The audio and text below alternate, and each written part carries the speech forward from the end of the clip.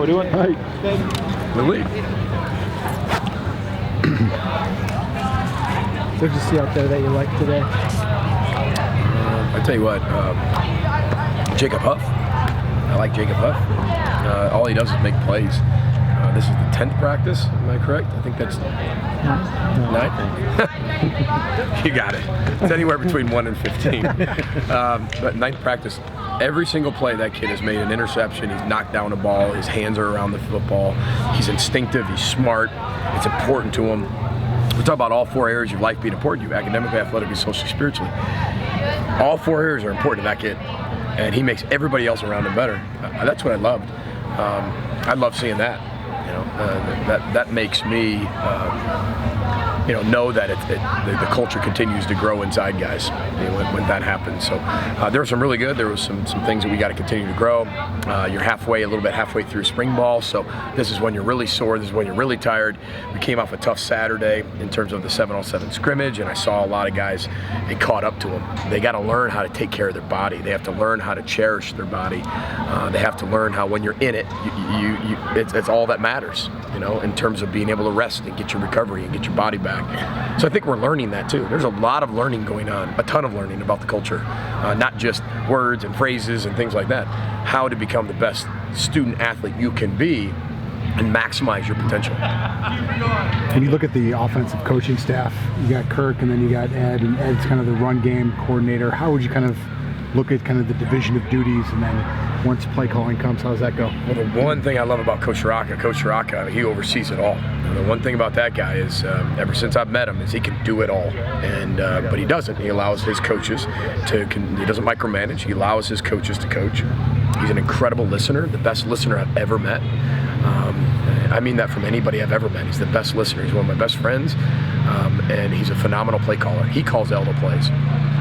What he'll do too, though, as Brian Callahan and Coach Warner in the run game, they're on a separate headset, and so what they will do is talk back and forth. And when Coach Rocca wants a run, he'll get the suggestions from them and then call from there. So, but we all work cohesively.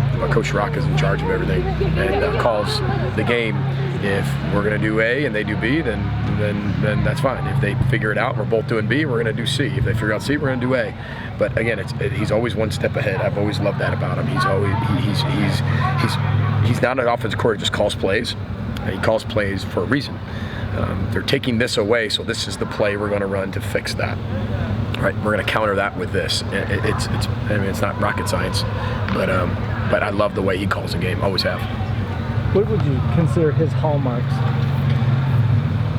Hallmarks meaning as an offensive coordinator. Well, one, I think he's like I said before, he's an incredible listener. I think to be an elite coordinator, you have to listen. Right? It's not just about your ideas. It's about involving everybody as a coordinator, making everybody feel like their job is extremely important. And that's a sign of an elite leader. When everybody feels like they have a role, that they're respected, and that their voice matters, that's important. There's organizations and there's teams I've been a part of or even seen that does not happen. Right? It's just, this is how we're going to do it. Shut up, stay in the corner, just coach your position. There's a lot of that out there. We love the cohesiveness. We hire elite coaches to get everybody's ideas. Same thing in a staff meeting. I don't want a bunch of yes men.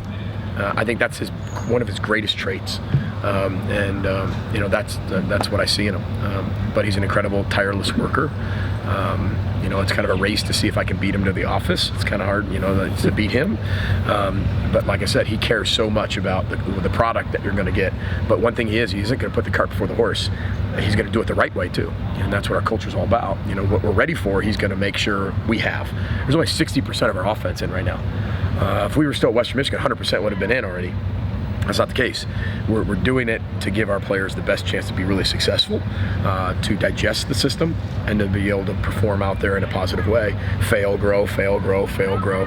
But also keep them from sitting there saying, "Oh my gosh, this is just too much." We want to be really good at a lot of things, but we don't want to be average in all the things.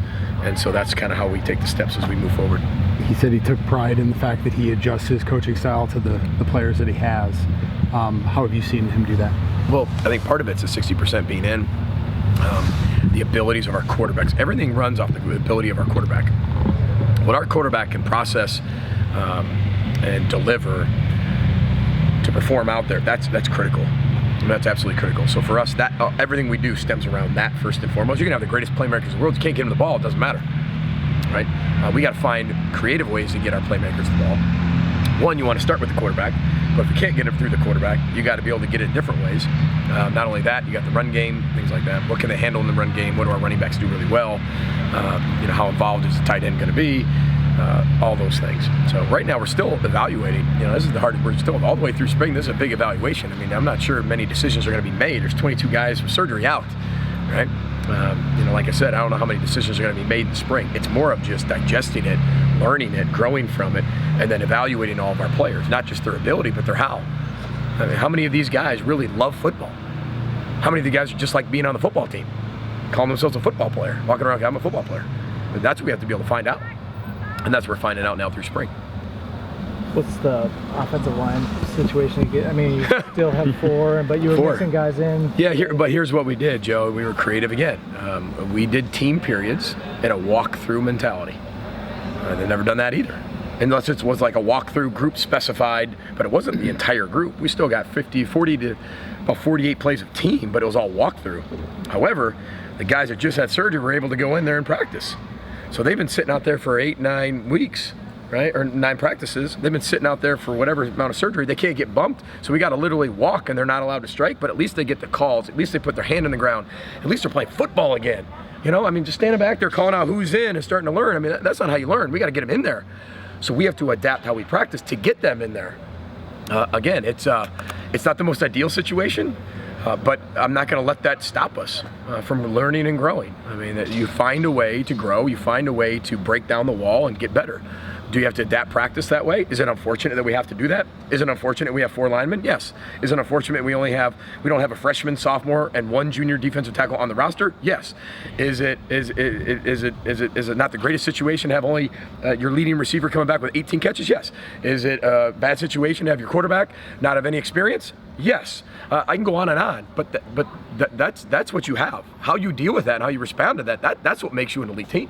That's what makes you an elite coaching staff. And the creativity for us to find out how are we going to make sure this doesn't stop us, we can continue to grow, that's the fun part. I mean, it's been fun to design practice. I've never had to really do this. It's fun to design it. So. Looked like in DB, cornerback, you lost another one today.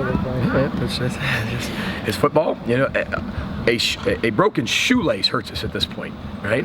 A contact lens hurts us at this point. A back of an earring falling out hurts us at this point if we all can't find it.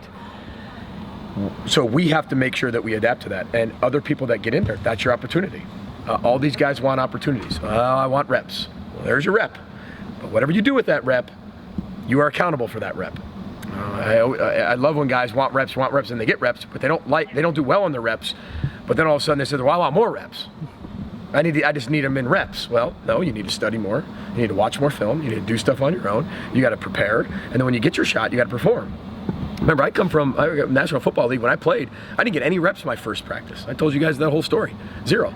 I had to win the conditioning test at the end of minicamp just to be able to go to the next minicamp. Right? Then I got my 1 rep, and I had to catch the ball. If I would have dropped that ball, I would have got cut. That's their head coach. That's the culture they're in. If you get your opportunity, you have to be ready for it. And some guys are going to get more opportunities than others. You earn those. Coach, sounds like you incorporated a kid at the end of practice, brought someone over. What was that? My boy Squeak. Squeak, how about that name? Squeak. He actually he spends a lot of time in Kalamazoo at the Children's Hospital there, at the Bronson Children's Hospital. And now he spends time also in the Twin City area, Masonic Children's Hospital. And we're very close to both. And he is like my best buddy. He's like my best friend. Squeaky clean. And I made sure he was at practice today. He's getting some treatment at Masonic here. And he's just a passionate Gopher fan. So, he's kind of doing double duty. But again, it just brings perspective to all of us. I mean, we're caught up in a world where everybody wants to win, or we want to do this, or we want to be the front line of this, and just puts everything in perspective. And I think our players need to see perspective on a daily basis. Not that kid's a rock star. There's nothing unfortunate, right? That kid's living an elite life. He's got an elite perspective and elite attitude. We don't feel sorry for him at all. That kid inspires us to be better because of the way he attacks. And he's what Row the Boat's all about. he can tell you more probably row the boat than half our players right now, because that's his lifestyle. He's adopted that, and that's why he's here. Incredible family. How important is it to get your guys used to pressure situations? You had a long part of that at the end. We talked today, one of the words we talked about our core values: responsibility, trust, and belief, RTB. It's not just row the boat, but it's responsibility, trust, belief. You know, part of taking responsibility for your own actions is putting pressure on yourself to be able to perform and be able to take accountability. So I want to be able to be in high pressure situations. Everybody's watching you. As part of the organized chaos, I never want a practice that's quiet. I don't want practice where there's nobody there to watch. There's always people there to watch when you have to perform, so why wouldn't you create that all the time at practice? That's my philosophy. And so being able to put them in pressure situations where if you do this, this will happen. Right? Can you handle the pressure now in April? Because if you can and you start to prepare into that, when you get to the fall, you're going to be okay. And we have a bunch of crazy ideas that we'll continue to use in training camp and towards the end of spring ball to create that pressure. But I never wanted to get routine either. Oh, just call the field goal kicker out who's got to make it. When the punter comes out, the snapper's got to come out, right? I mean, the offensive lineman never know when he's going to have to catch a ball in the air that's tipped that comes to him. There's a lot of things. So we want to create those environments all the time. You guys got one more? You talked to the gymnastics team today, it looks like, too. I did. I tell you what, I have a background in gymnastics. I don't. One of my friends was a gymnast in college, so I know what a Jaeger is and things like that. Just enough to be dangerous or hurt myself on whatever they have in there. You know, we're third in the Big Ten right now, ranked 5th in the country. I wanted to go out there and just tell them how proud of them I was, and let them know that we have their back. And one thing I love about them, they work out in a 100-year-old facility. And I walked in that place, and I immediately knew our team's special, right? Instead of saying, in the world of all new and glitz and glamour, that's 100 years old with 0 air conditioning in the summer. I mean, that is like the coolest thing ever. And for me, that's what I told them. I said, look, the winning's already inside all of you. You just got to go be you. You just got to use your how. The how are these woody, rickety walls and the balcony and all the old. That's a character of you. That's your how. Everybody else has this. You don't have it, but you embrace it, right? And that's why they are where they are. I'm proud of them. I mean, you talk about even just. I mean, look at our softball team, guys. Did they win today? They won the first game. They're winning the second. 31-3. 30-3 on the road. You talk about like away records versus home records. They're 30-3. Like she's gonna be like, I don't know, the head coach coordinator. You know, I'm gonna find a way to steal her from softball. She's amazing. I mean, she is, and I've watched one of her practices, and I just like to be around our student athletes. I like to be around other coaches. I like to learn from everybody else. I like to be around Coach Patino. I thrive in that. And here we have so many champions. You start looking at it, we have so many champions here and so many sports that are elite that I love being around those guys and women. So it's pretty cool. All right. Thank you. Thanks, everybody. Appreciate the time. Thanks for being here. Take care.